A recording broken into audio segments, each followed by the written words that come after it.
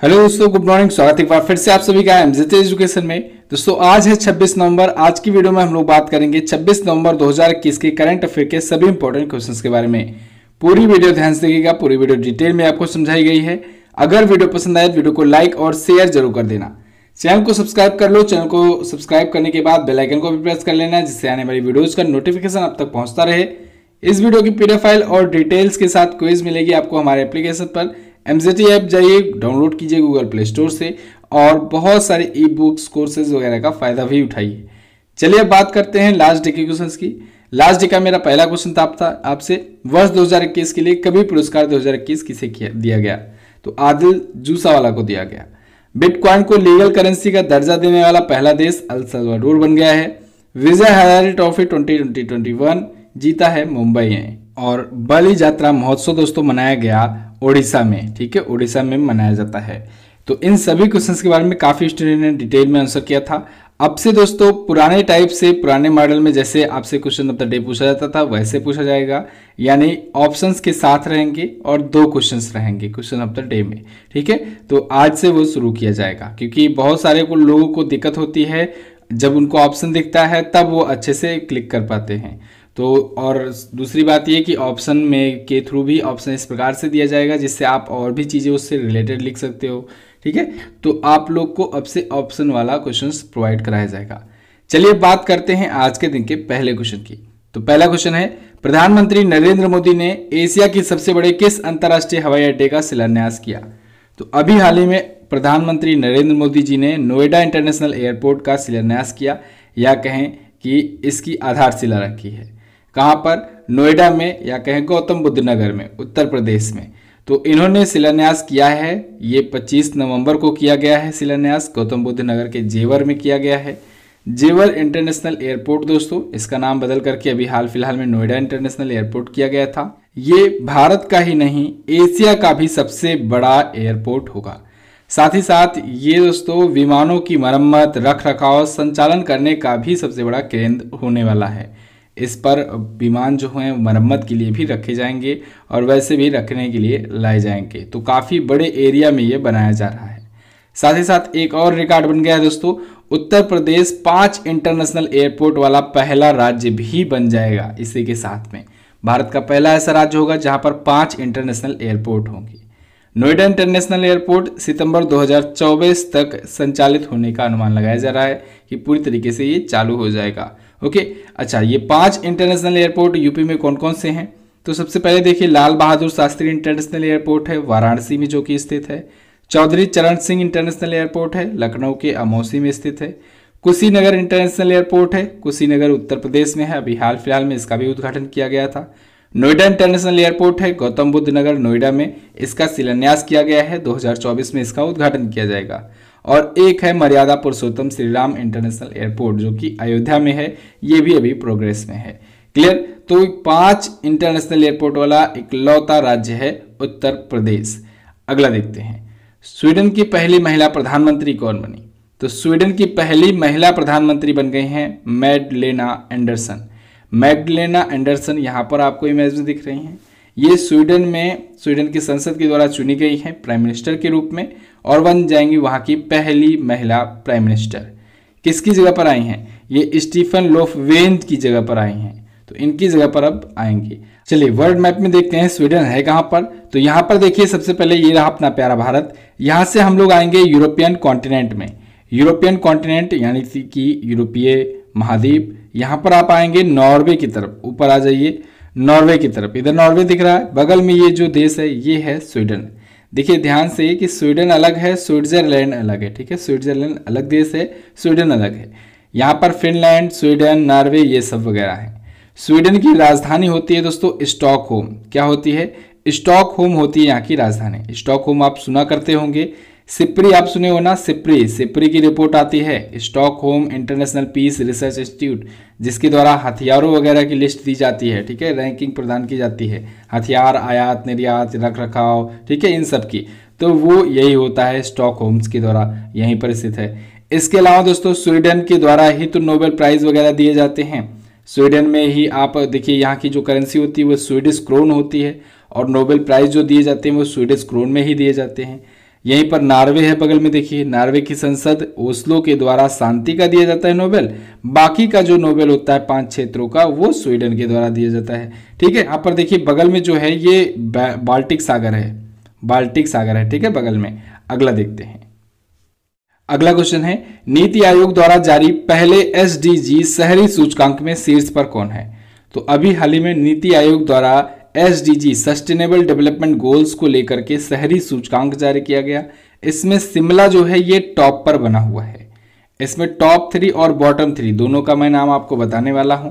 तो शिमला जो है ये टॉप पर है, सेकंड पर है कोयम्बटूर, थर्ड पर है चंडीगढ़ और लास्ट में है धनबाद। ठीक है, नीति आयोग के द्वारा जारी किया गया था। नीति आयोग द्वारा दोस्तों 46 टारगेट को चुना गया, जिससे 77 इंडिकेटर्स को देखा गया, लिस्ट किया गया और इसमें 56 ऐसे सिटीज को शामिल किया गया था रैंकिंग में। टॉप पर शिमला रहा है और सेकंड पर रहा कोयम्बटूर, चंडीगढ़ रहा थर्ड पर। ये अर्बन इंडेक्स पहली बार जारी किया है नीति आयोग ने। ओके, तो देखिए टॉप 3 तो ये हो गया, ये है बॉटम 3। बॉटम 3 में देखिए 56वें स्थान पर है धनबाद, जो कि कहाँ का है, झारखंड का है। 55वें स्थान पर मेरठ है, 54वें स्थान पर है ईटानगर। ठीक है, सबको कितना पॉइंट मिला है ये भी दिया गया है। ध्यान रखिएगा, जो टॉप 3 में पॉइंट पाते हैं वो पूछे जा सकते हैं। जैसे शिमला को 75.50 पॉइंट मिला हुआ है, कोयम्बटूर को 73.29 मिला है, चंडीगढ़ को 72.36 पॉइंट मिला है। अब नीति आयोग ने इसे जारी किया है, तो नीति आयोग के बारे में जानते चलते हैं। नीति यानी कि national institution for transforming India. NITI Aayog के अध्यक्ष दोस्तों प्राइम मिनिस्टर होते हैं, तो वर्तमान में अध्यक्ष हुए नरेंद्र मोदी जी। इसकी स्थापना 1 जनवरी 2015 को की गई थी। योजना आयोग का नाम बदल करके नीति आयोग किया गया था। नीति आयोग के उपाध्यक्ष हैं राजीव कुमार और नीति आयोग के वर्तमान में सीईओ हैं, कौन है, अमिताभ कांत। अगर पहले उपाध्यक्ष और पहले सीईओ पूछा जाए तो पहले उपाध्यक्ष अरविंद पनगड़िया जी थे और पहले सीईओ कौन थे, सिंधु श्री खुल्लर। क्लियर, ये चीजें आपको याद होनी चाहिए। अगला क्वेश्चन देखते हैं। हाल ही में भारत, मालदीव और श्रीलंका ने किस नाम से त्रिपक्षीय सैन्य अभ्यास किया?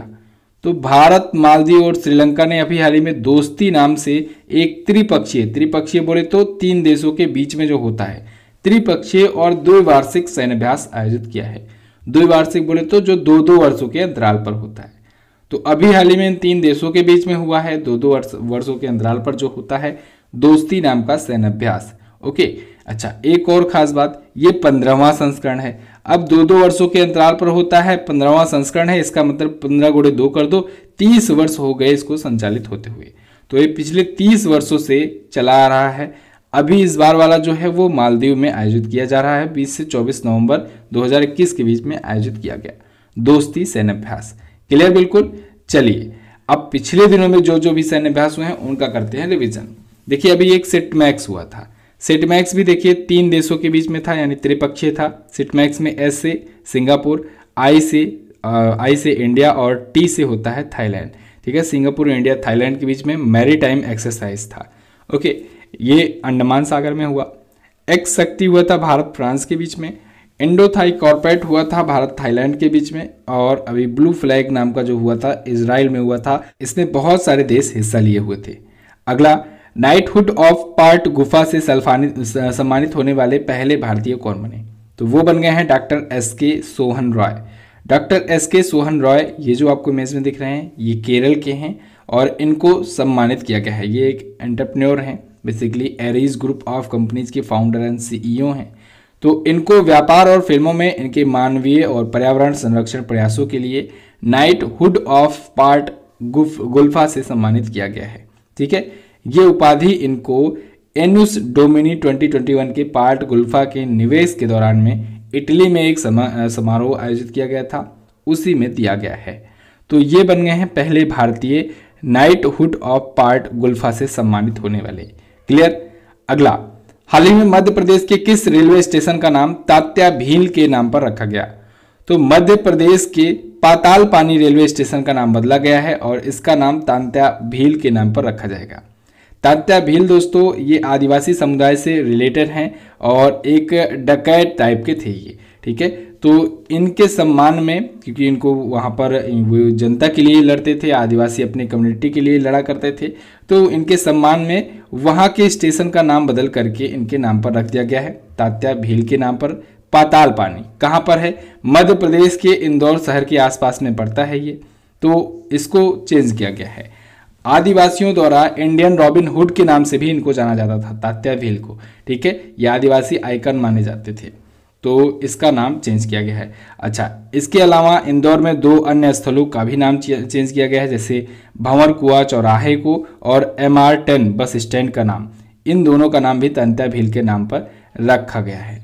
अभी कुछ दिन पहले दोस्तों जो मैंने आपको हबीबगंज रेलवे स्टेशन के बारे में बताया था कि ये भारत का पहला ऐसा होगा वर्ल्ड लेवल, वर्ल्ड क्लास वाला रेलवे स्टेशन, यानी यहाँ पर एयरपोर्ट जैसी सुविधाएं रेलवे स्टेशन पर मिलेंगी, तो उसका भी नाम बदला गया है। हबीबगंज रेलवे स्टेशन का नाम बदल करके रानी कमलापति के नाम पर रख दिया गया है। तो दोनों क्वेश्चन आपको याद होना चाहिए, दोनों ही मध्य प्रदेश में है। अब मध्य प्रदेश आया है, मध्य प्रदेश देखते हैं मैप में है कहाँ पर। यहाँ पर आ जाइए, इंडिया के मैप में मध्य में है मध्य प्रदेश। अपना बॉर्डर शेयर करता है ये महाराष्ट्र से, छत्तीसगढ़ से, उत्तर प्रदेश से, राजस्थान से और गुजरात से। मध्य प्रदेश की राजधानी होती है भोपाल। भोपाल से मैंने आपको भोजताल याद करवाया था, भोजताल जो झील है ये भोपाल में ही स्थित है, ठीक है। शिवराज सिंह चौहान जी बीजेपी पार्टी से यहाँ के CM हैं। राज्यपाल हैं मंगू भाई छगन भाई पटेल और रवि विजय कुमार मलिमाथ यहाँ के नए चीफ जस्टिस बने हुए हैं। झीलों में बात करें तो देखिए साग के सागर भी है, भोजताल भी है। नेशनल पार्क बहुत सारे हैं यहाँ पर, जैसे पन्ना नेशनल पार्क, पेंच नेशनल पार्क, ठीक है, माधव नेशनल पार्क, वन विहार नेशनल पार्क, और इसके अलावा Bandhavgarh national park, Kanha Kisli national park, Sanjay national park, ठीक है, बहुत सारे नेशनल पार्क हैं।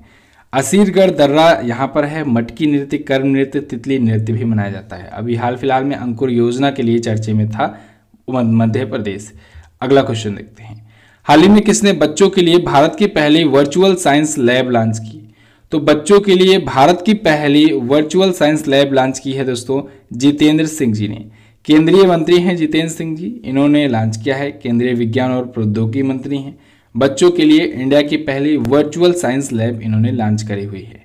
ओके, इसके किसके तहत लॉन्च किया है? CSIR का एक जिज्ञासा कार्यक्रम चल रहा है, CSIR यानी कि Council of Scientific and Industrial Research, Shekhar C Mande जिसके अध्यक्ष है, तो इसके द्वारा जिज्ञासा कार्यक्रम चलाया जा रहा है और उसी कार्यक्रम के तहत ये लॉन्च किया गया है। अगला, अच्छा, खाकी बैच आया हुआ है दोस्तों, UPP का खाकी बैच बहुत ही शानदार बैच है, उत्तर प्रदेश पुलिस कांस्टेबल का। वैकेंसी शो होने वाली है, इसमें वीडियोस लगातार आ रही हैं, कई वीडियोस आ चुकी हैं। पिछले दिनों में कुछ दिनों के लिए मैं यहाँ पर अवेलेबल नहीं था ऑफिस में, इस वजह से वीडियो डिले हुई, लेकिन अब से फिर से कंटिन्यू की जाएंगी। तो इसमें आप सब्जेक्ट वाइज डिटेल वीडियो पाएंगे, नोट्स भी डिटेल पाएंगे, 5 मॉक टेस्ट दिया जाएगा और 5 आपको प्रीवियस ईयर के क्वेश्चन सेट तैयार करवाए जाएंगे। यूपी करंट अफेयर की ई-बुक आपको दी जाएगी, UP special GK class e-book सब कुछ दिया जाएगा, कोर्स कंप्लीट कराया जाएगा बिफोर एग्जाम। कोई भी डाउट हो, अगर इसका आप फायदा उठाना चाहते हो तो आप इस व्हाट्सएप नंबर पर संपर्क भी कर सकते हो, MZT ऐप पर आपको ये मिल जाएगा। ओके, अच्छा, अभी ये दाम 399 में है, सबसे सस्ता है, सबसे बेस्ट है। जैसे ही वैकेंसी शो होगी ये दाम बढ़ जाएगा, ठीक है। चलिए अगला देखते हैं, हाल ही में इटली में आयोजित ATP फाइनल्स का खिताब किसने जीता? तो इटली में आयोजित ATP फाइनल्स का खिताब जीत लिया है एलेक्जेंडर जेवरेव ने।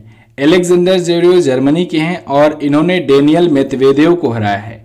डेनियल मेदवेदेव कहाँ के हैं? रसिया के हैं। तो एलेक्जेंडर जेवरेव यहाँ पर आपको दिख रहे हैं, ATP फाइनल्स जीत चुके हैं ये, ठीक है। इटली के ट्यूरिन में आयोजित हुआ था, 6-4 से इन्होंने डेनियल मेदवेदेव को हराया है। फ्रांस के प्यूरी हिजबर्ट और निकोलस माहुट, इन दोनों ने पुरुषों का डबल्स जीता हुआ है, ये पुरुषों का सिंगल्स जीते हुए थे। क्लियर? एलेक्जेंडर जेवरेव आपको याद होगा दोस्तों, यही तो थे जो ओलंपिक में गोल्ड जीते थे इस बार, टोक्यो ओलंपिक में। और अभी कुछ दिन पहले ही तो मैंने आपको बताया था कि एलेक्जेंडर जेवरेव ने ही वियना टेनिस ओपन भी जीता था, वियना टेनिस ओपन खिताब जीता था, ठीक है। चलिए अगला देखते हैं, अगला क्वेश्चन है, इंदिरा गांधी इंटरनेशनल एयरपोर्ट कब तक शुद्ध शून्य कार्बन उत्सर्जन हवाई अड्डा बन जाएगा? तो इंदिरा गांधी इंटरनेशनल एयरपोर्ट जो कि नई दिल्ली में स्थित है, इसने घोषणा की है कि 2030 तक ये शुद्ध शून्य कार्बन उत्सर्जन वाला हवाई अड्डा बन जाएगा, यानी जीरो कार्बन एमिशन वाला ये इंटरनेशनल एयरपोर्ट बन जाएगा। यानी इसका जो संचालन होता है, संचालित करने में जो एनर्जी लगती है, उस एनर्जी की जगह पर ये लोग सोलर एनर्जी का यूज करेंगे। वहाँ पर इलेक्ट्रिसिटी वगैरह की जगह पर सोलर एनर्जी यूज करेंगे। तो शुद्ध शून्य कार्बन उत्सर्जन वाला ये बन जाएगा एयरपोर्ट। अच्छा, अभी COP26 सम्मेलन हुआ था और ये सम्मेलन दोस्तों बहुत ही महत्व रखता है सभी देशों के लिए, दुनिया के। तो इसमें प्राइम मिनिस्टर नरेंद्र मोदी जी ने घोषणा किया था कि 2070 तक वो इंडिया को शुद्ध शून्य कार्बन उत्सर्जन वाला देश बना देंगे। यानी इंडिया एक ऐसा देश होगा जो कार्बन का एमिशन 0 के बराबर करेगा, ना के बराबर करेगा। ठीक है, लेकिन कब तक? 2070 तक। अगला देखते हैं। अगला है, हाल ही में कब लचित दिवस मनाया गया? तो लचित दिवस दोस्तों अभी हाल ही में 24 नवंबर को मनाया गया। ये असम में मनाया जाता है। असम में लचित दिवस मनाया जाता है। क्यों मनाया जाता है? क्योंकि दोस्तों लचित बोरफुकन थे एक, तो उनकी जयंती होती है। तो उन्हीं की जयंती के अवसर पर ये मनाया जाता है। लचित बोरफुकन, अब आप सोचोगे कौन थे? लचित बोरफुकन ही थे दोस्तों जो 1671 की एक युद्ध में मुगलों की सेना को पराजित कर दिए थे। मुगल की सेना को पीछे भेज दिए थे। ठीक है, सराय घाट की लड़ाई में ब्रह्मपुत्र के तट के किनारे मुगल सेना को इन्होंने हराया था। तब अहोम नाम से जाना जाता था, वहां के ये सेनापति थे। ओके, तो वहां के लोगों के द्वारा इनके सम्मान में एक दिवस मनाया जाता है 24 नवंबर को, लचित दिवस। क्लियर? बिल्कुल। तो चलिए, ये तो थे महत्वपूर्ण दिवस। अभी नवंबर मंथ में और कौन कौन से महत्वपूर्ण दिवस आए हैं? बहुत दिन हो गया है, जल्दी से क्विकली करते हैं रिवीजन। आज 1 नवंबर को दोस्तों मध्य प्रदेश, हरियाणा समेत 6 राज्यों का स्थापना दिवस मनाया गया, जैसे केरल, कर्नाटक, छत्तीसगढ़, इन सब का भी, आंध्र प्रदेश का भी, दिल्ली का भी मनाया गया स्थापना दिवस। 2 नवंबर को राष्ट्रीय आयुर्वेद दिवस, 5 को विश्व सुनामी जागरूकता दिवस, 7 नवंबर को राष्ट्रीय कैंसर जागरूकता दिवस, 8 नवंबर को विश्व शहरीकरण दिवस मनाया गया, 9 नवंबर को राष्ट्रीय कानूनी सेवा दिवस और 10 नवंबर को शांति और विकास के लिए विश्व विज्ञान दिवस मनाया गया। 12 नवंबर को विश्व निमोनिया दिवस मनाया गया दोस्तों, और 12 नवंबर को ही लोक सेवा प्रसारण दिवस भी मनाया गया। 14 नवंबर को बाल दिवस हम लोग मनाते हैं। 14 नवंबर को ही वर्ल्ड डायबिटीज डे भी मनाया जाता है, और 16 नवंबर को राष्ट्रीय प्रेस दिवस मनाया जाता है। 16 नवंबर को ही पहला आर्ट दिवस मनाया गया। 19 नवंबर को गुरु नानक जयंती मनाई गई, जिसे प्रकाश उत्सव के नाम से भी जाना जाता है, और 21 नवंबर को विश्व टेलीविजन दिवस मनाया गया। क्लियर? ये महत्वपूर्ण दिवस थे, इनको आप याद रखेंगे। चलिए लास्ट क्वेश्चन देख लेते हैं। कॉलिंस डिक्शनरी ने वर्ड ऑफ द ईयर 2021 किसे घोषित किया? तो अभी हाल ही में कॉलिंस डिक्शनरी ने भी अपना वर्ड ऑफ द ईयर घोषित कर दिया है। इसने अपना वर्ड ऑफ द ईयर बताया है NFT को। किसे? NFT को। अभी कुछ दिन पहले दोस्तों ऑक्सफोर्ड डिक्शनरी ने अपना वर्ड ऑफ द ईयर जारी किया था। उसने वैक्स को बताया था, याद रखिएगा। वैक्स जो है ये ऑक्सफोर्ड डिक्शनरी का है, और कॉलिंस डिक्शनरी ने जो अपना वर्ड ऑफ द ईयर बताया है वो है NFT। ठीक है, NFT का मतलब इसने अपनी डिक्शनरी में क्या बताया है? इसने अपनी डिक्शनरी में बताया है कि NFT का अर्थ होता है एक ब्लॉकचेन में रजिस्टर्ड एक अद्वितीय डिजिटल प्रमाण पत्र, यानी कि एक digital certificate, unique digital certificate, जिसका उपयोग किसी कलाकृति या संग्रहणीय संपत्ति के जो स्टोरेबल जो प्रॉपर्टी हो उसके स्वामित्व को रिकॉर्ड करने के लिए किया जाता है। तो उसे कहते हैं NFT, कॉलिंस डिक्शनरी के अनुसार। ठीक है, इसने बताया कि 2020-21 में इसका यूज बहुत बार किया गया है। क्लियर? चलिए, तो बस ये तो थे हमारे आज के दिन के टॉप 11 करंट अफेयर के क्वेश्चंस। आई होप आपको वीडियो पसंद आई होगी। वीडियो अगर पसंद आई है तो वीडियो को लाइक कर दीजिएगा, शेयर कर दीजिएगा अपने दोस्तों के पास, और हाँ, कमेंट करके जरूर आप बताइए वीडियो आपको कैसी लगती है, आप शेयर करते हो या नहीं। वीडियो को शेयर जरूर कर दिया करो दोस्त। चलिए क्वेश्चन ऑफ द डे में बात करते हैं। तो जैसा कि मैंने आपको बताया कि अब से आपको ऑप्शन वाइज दिए जाएंगे, जिससे आप और ज़्यादा एक्सप्लेनेशन लिख सको ऑप्शन को देख करके, और बाकी ऑप्शन के बारे में भी लिख सको। संयुक्त राष्ट्र के 8वें महासचिव कौन है, इनके बारे में आप बताइए। एमी पुरस्कार पाने वाले एकमात्र भारतीय सीरीज कौन सी है? ठीक है, तो इन दोनों क्वेश्चंस के बारे में आपको जो पता हो डिटेल में जरूर लिखने का प्रयास करना। इसकी क्विज और PDF मिल जाएगी आपको हमारे एप्लीकेशन पर। तो MCT ऐप से आप क्विज और PDF भी डाउनलोड कर लेंगे। वीडियो को एंड तक देखने के लिए दोस्तों बहुत बहुत धन्यवाद। मिलेंगे अगले दिन की वीडियो में, तब तक के लिए नमस्कार, जय हिंद, वंदे मातरम।